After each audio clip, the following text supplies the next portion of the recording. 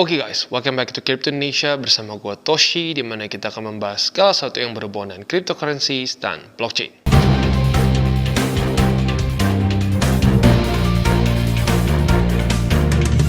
Oke, jadi pada hari ini guys, kita akan kembali ngobrolin mengenai on-chain analysis di literally akhir tahun ya, tanggal 31 Desember. Literally hari terakhir ya, nggak kerasa udah di akhir tahun lagi. Dan bisa dibilang tahun ini adalah tahun yang nggak terlalu bagus untuk cryptocurrency market.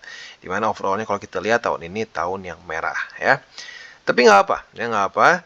Kita lihat di tahun depan semoga akan ada perubahan kebijakan dari The Fed. Ya, itu menurut gue trigger utamanya. Nah, jadi kita pada hari ini akan lebih ke update apa saja yang terjadi dalam beberapa minggu terakhir di cryptocurrency market secara on-chain. Nah, seperti biasa, sebelum kita masuk ke pembahasan on-chain-nya, mungkin nggak semua orang sudah familiar dengan apa itu on-chain analysis. Nah, jadi seperti biasa, gue akan coba jelaskan dulu secara simple ya, secara sesimpel mungkin apa itu on-chain analysis. Jadi on-chain analysis ini adalah suatu analisa yang khas dan spesifik untuk dunia cryptocurrency. Nah, sebelum kita masuk ke apa itu on-chain, kita harus tahu dulu bahwa cryptocurrency, terutama ya pokoknya menggunakan blockchain atau DEX, ya, mereka itu adalah simpelnya sebuah open ledger. Ya. Nah, apa perbedaannya dengan ledger biasa yang dipakai contohnya oleh perbankan? Gitu. Nah, perbedaannya adalah mereka centralized dan decentralized. Untuk perbankan, kita sering sekali melihat bahwa, misalkan data bank kejebol atau misalkan ya ledger mereka kejebol gitu kesannya ya. Nah, itu kenapa terjadi? Bukan karena mereka kadang-kadang kekurangan uang untuk membuat aman, karena biasanya mereka sudah sangat ya mengeluarkan uang yang cukup besar untuk keamanan tersebut. Tetapi karena sistemnya centralized, maka akan jauh lebih mudah untuk bisa dihack gitu ya. Nah, sementara sistem yang decentralized seperti contohnya ada Bitcoin, Ethereum juga dan lain-lain ya yang menggunakan blockchain, in general mereka itu jauh lebih susah untuk kena ya dibandingkan dengan centralized entities ya. Jadi seperti itu. Itu perbedaan pertama yang mendasar. Selain itu juga yang membuat on-chain analysis ini unik dan sering kali dianalisa adalah karena sifatnya yang tidak bisa diubah ya. Jadi saat sudah tercatat tidak bisa dioprek lagi.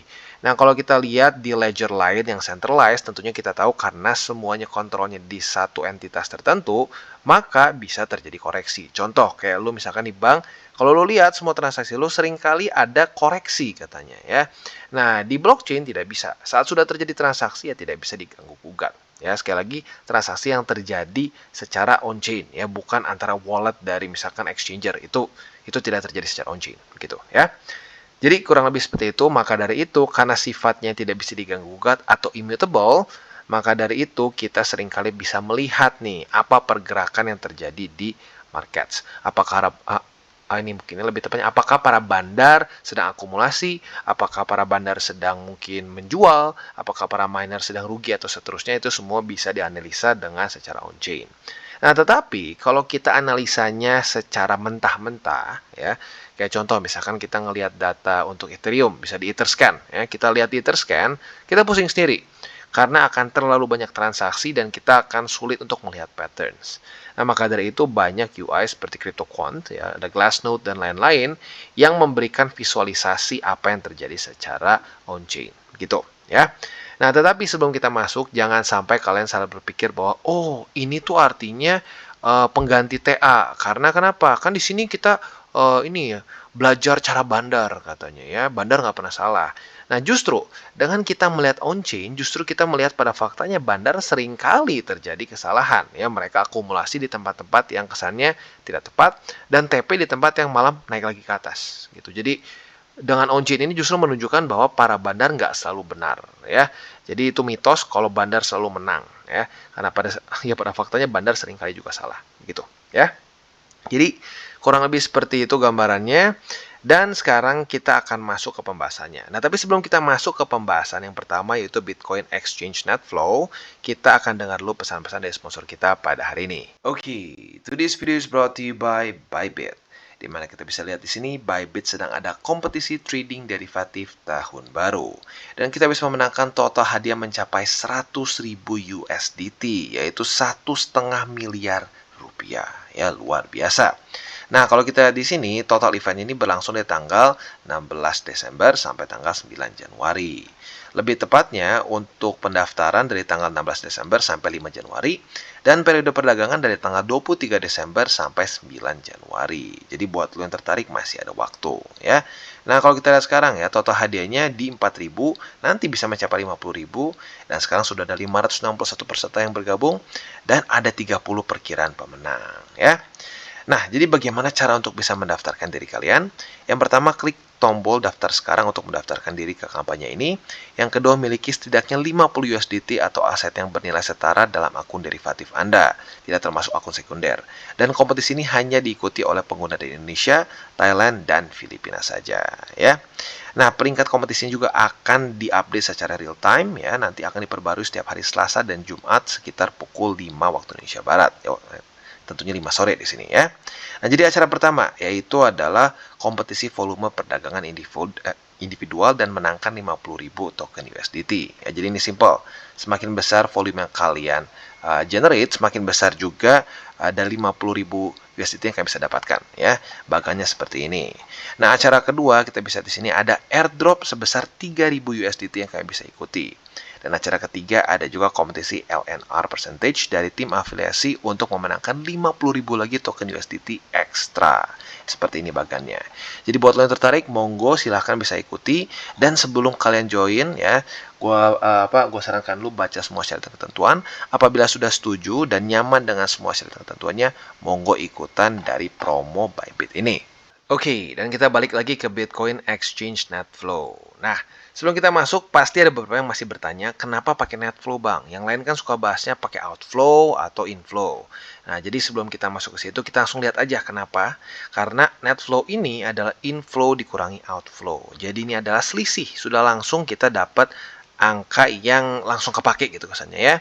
Karena kalau orang cuma ngebahas outflow, mereka ya cuma ngelihat outflow-nya aja, infonya nggak dihitung. Jadi mereka bilang, oh lihat nih banyak yang outflow. Tapi pada faktanya di hari itu bisa kemungkinan infonya lebih banyak. Nah maka dari itu kenapa gue lebih prefer menggunakan net flow. Karena sekali lagi ini adalah selisih antara inflow dikurangi outflow ya. Jadi kalau kita lihat di sini cara penggunaannya adalah apabila positive value ini mengindikasikan reserve yang increasing. Untuk spot exchange ini menunjukkan high value adalah selling pressure.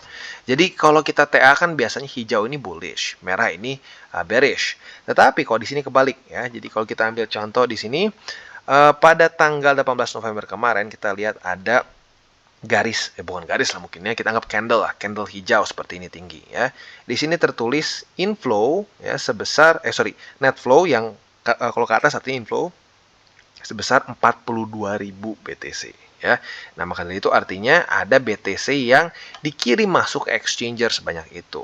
Nah, kenapa ini menjadi selling pressure? Pertanyaan gue satu, kalau lu misalkan ya, lu bandar nih ya, whale, lu punya duit gede, lu punya BTC gede misalkan di wallet lu. Nah, lu kirim BTC lu ke exchanger kalau mau ngapain? Kemungkinan besar untuk apa? Untuk dijual. Maka dari itu kalau terjadi inflow ya atau pengiriman dari wallet ke exchanger itu menunjukkan bahwa terjadi ada kemungkinannya selling pressure ya. Jadi kurang lebih seperti itu. Nah, kalau kita lihat dalam beberapa hari terakhir ini untuk ini berarti kan kalau data exchanger ya atau exchange net flow ini adalah pergerakan para retailers ya dan para bandar. Nah, kalau kita lihat dalam beberapa hari terakhir ini ya minimal dari inilah ya, dari awal Desember lah. Kalau kita lihat dari awal Desember cenderungnya masih lebih banyak outflow ya, lebih banyak outflow. Tetapi ya outflow ini terjadi bisa dibilang karena urusan CZ ya, bukan CZ lah, lebih tepatnya karena FAT urusan Binance ya dan juga tentunya FTX. Di mana trade-trade ini kita tahu bahwa Binance sedang lagi diserang untuk ya intinya dibilang money laundering dan lain-lain, padahal sebenarnya itu kasus sudah dari 2018 dan memang ya lagi sedang berjalan gitu. Maka dari itu banyak terjadi outflow. Jadi bisa dibilang outflow yang kali ini bukan jadi ini ya, bukan jadi buying pressure, tapi outflow yang kali ini lebih karena orang-orang ketakutan Binance illiquid gitu. Tapi pada faktanya sampai sekarang nggak illiquid, masih santai aja. Jadi akhirnya bisa dibilang ya aman-aman aja.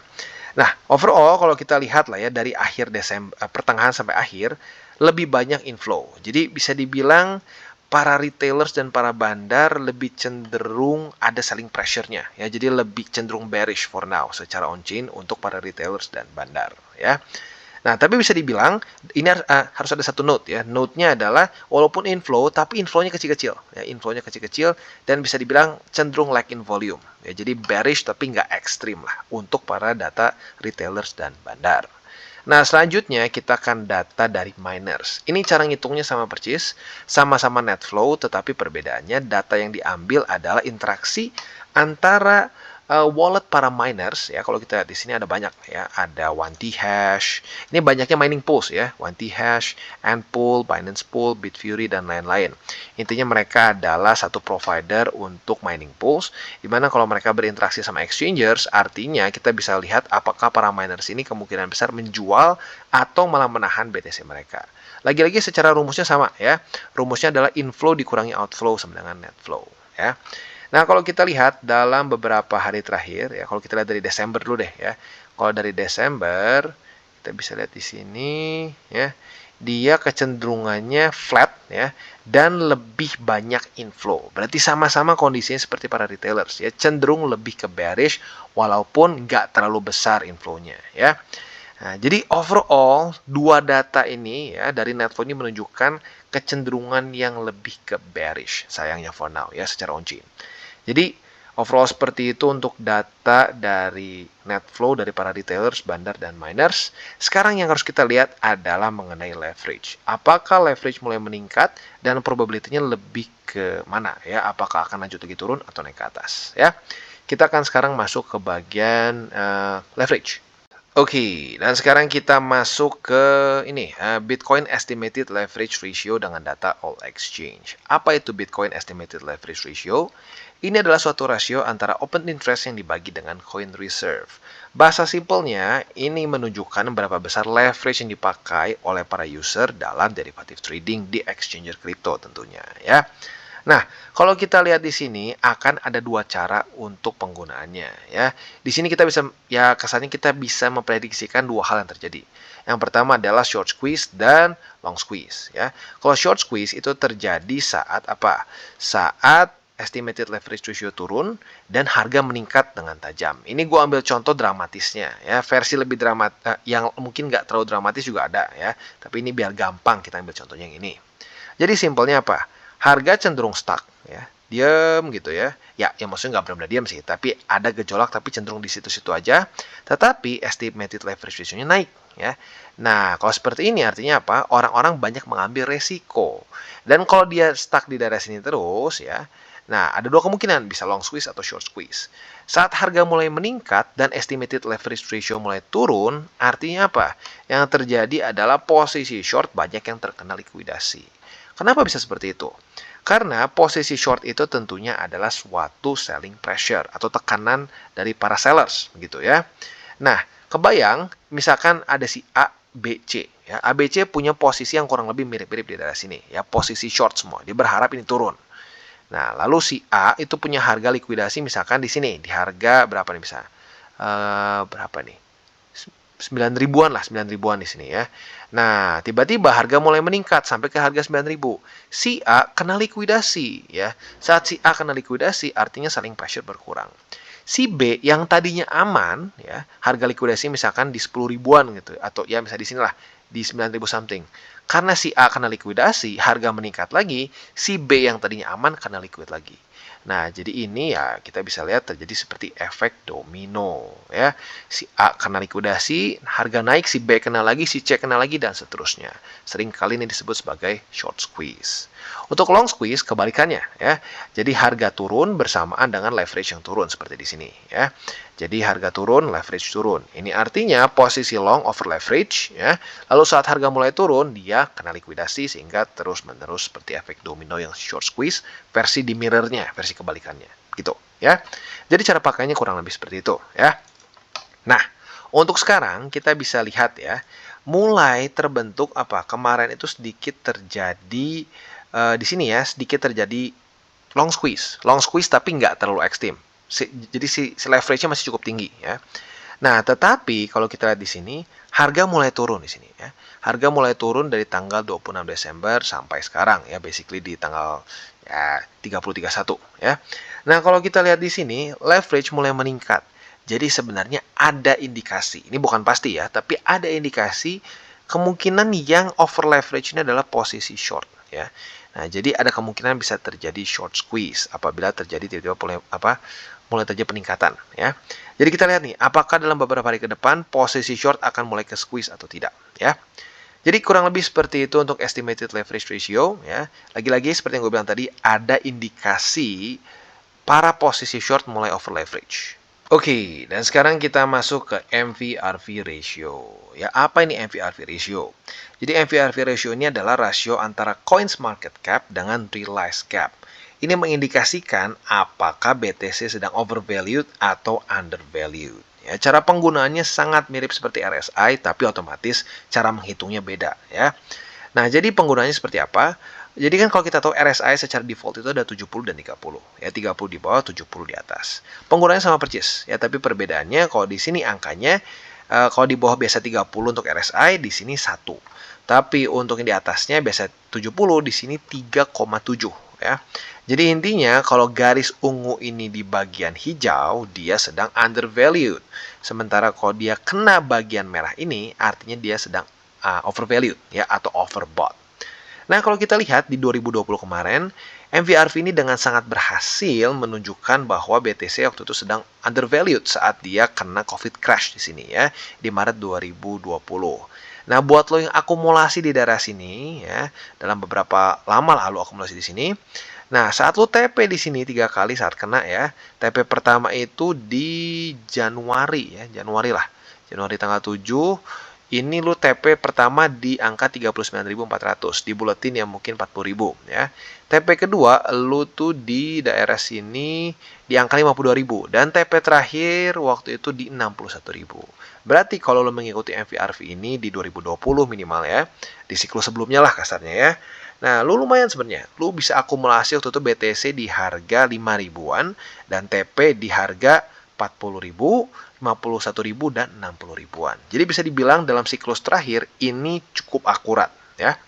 Nah, untuk sekarang kita bisa lihat karena kondisinya berbeda ya. Kita tahu ekonomi sekarang kacau ya, secara global berantakan, interest rate masih terus menjadi peningkatan terus ya dari Amerika Serikat. Dan juga selain dari itu, kripto sendiri pun banyak permasalahan seperti Terra Luna, FTX, Voyager dan banyak lagi ya. Nah, maka dari itu kita sedang dalam kondisi very undervalued. Ya, sudah berapa lama masuk dalam kondisi di bawah dari 1. Ya. Nah, maka dari itu secara MVRV masih dengan sangat jelas, ini masih tempat yang oke untuk kita akumulasi. Tapi jangan berpikir bahwa, oh, karena dia sudah di bawah sini berarti dia nggak bisa lebih turun lagi. No, bukan seperti itu. Ya, dia bisa lebih bawah lagi. Tetapi harga di sini, ya, walaupun sampai turun lagi, ini worth it untuk diakumulasi. Nah, ini seringkali yang menjadi satu tarik-tarikan dengan ya apa ya monkey brain kita. Udah lama nih gue nggak sebut monkey brain kita itu apa, saat lagi di pucuk kita pengen beli karena kita FOMO, takut ketinggalan. Waktu lagi turun, sedang waktunya akumulasi, lagi pas-pasnya buat akumulasi, kita takut. Kita ngerasa, aduh, banyak yang bilang BTC scam, banyak yang bilang BTC begini, banyak yang bilang BTC begitu. Nah, tapi pada faktanya lu nggak mau research. Nah, maka dari itu, kalau lu belum yakin, research. Kenapa BTC berharga? Kalau sudah research, nah, lu lihat secara indikatornya mereka menunjukkan cenderung oversold ya atau undervalued. Maka dari itu kalau gue pribadi tetap akumulasi saja. Dan untuk detailnya di mana saja akumulasi yang bagus, lo bisa pertimbangkan untuk lihat di DCWT kita, ya. Jadi kurang lebih seperti itu akhir dari bukan DCWT, tapi akhir dari on-chain kita pada hari ini. Dan buat kalian yang belum nonton DCWT atau Daily Charting with Toshi, bisa klik di sini, di mana kita akan daily chart your favorite cryptocurrencies. Dan buat lo yang mungkin masih bingung cara baca chart, candles, dan hal-hal mendasar lain, bisa juga klik di sini, ada tutorials with Toshi. Dan buat lo yang belum punya akun di berbagai macam exchanger, bisa cek link reflektor di bawah. Dan jangan lupa juga untuk join Telegram group kita, di mana kita bisa ngobrol-ngobrol santai mengenai dunia cryptocurrency secara dua arah. So jangan lupa untuk like, subscribe, click the bell icon, and see you on the next video.